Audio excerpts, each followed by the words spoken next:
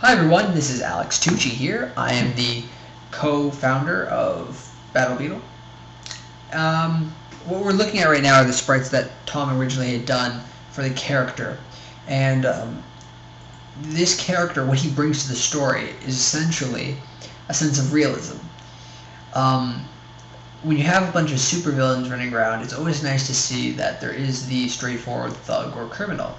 In this case, we actually made a real villain out of one of these criminals, someone to be reckoned with, and the character is Helbourne, obviously, and we see there's like 3 different models here. We see him with the ruined face, we see him with the skull mask on, and we see him normal.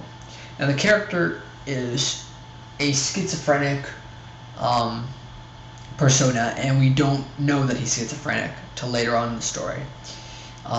He's very crucial to the story because he is the Green Goblin to Spider-Man. He is Battle Beetle's arch nemesis, I guess you can say. The reason being, Black Beetle, his arch nemesis was Viro. This is Viro's son. So in a long line of reasons, this is sort of the next generation's problem now. But Beetle is the next generation solution. So this character, originally it was so hard to make him interesting and make him better. And I really had to take a step back here and say, well, how can we improve him? Because the entire time I was thinking about Tom Wilkinson's character in Batman Begins playing the Mafia leader. And then we started to think of something a little bit different, which was this Skull character who is amply strong and slick and assassinistic like, and that's the biggest thing. But I started to think about, like, what would the realistic approach to this character's helmet be, and how would he look? And we played around with, would he only have helmet, or would he have the scarring system happening? And then after The Dark Knight came out, we soon realized that the scarring idea had already been taken.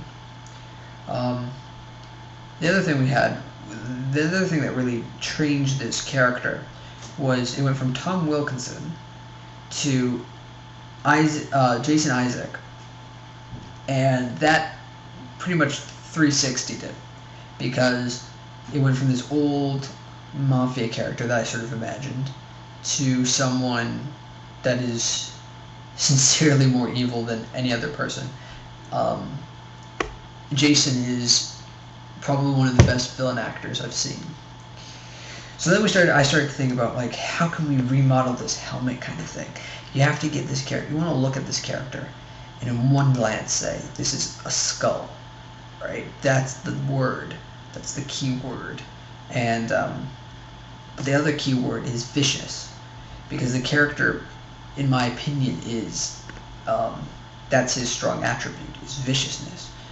And originally there was so much I had to look into this character, but like, I wanted him to be an entity, and to make something an entity they have to have some prime attributes.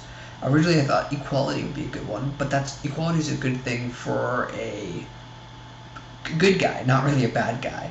That he always has to make everything equal. The odds always have to be equal. But then I sort of rethought that. In this case, it's the exact opposite, because he's a villain. He always has to have the odds unequal. He always has to have one up on the person. If the odds are against him, it becomes a problem. So that's what he basically represents, that unfairness, the complete sense of unfairness, and always making it unfair, and no sense of honor like that. And the Skull himself has a lot of honor, but Helbourne doesn't. Helbourne is psychotic in a way.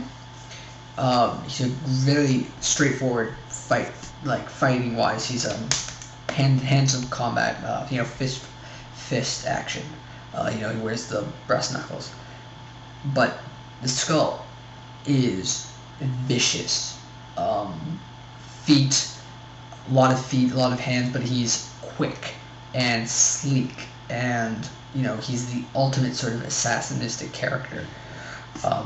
So we started redesigning his helmet again, and we we had this image of this sort of half mask system, which I really liked. And like I said, there was all these ways of looking at the character. There was the tortured, there was the helmet, and there was like the normal, and obviously.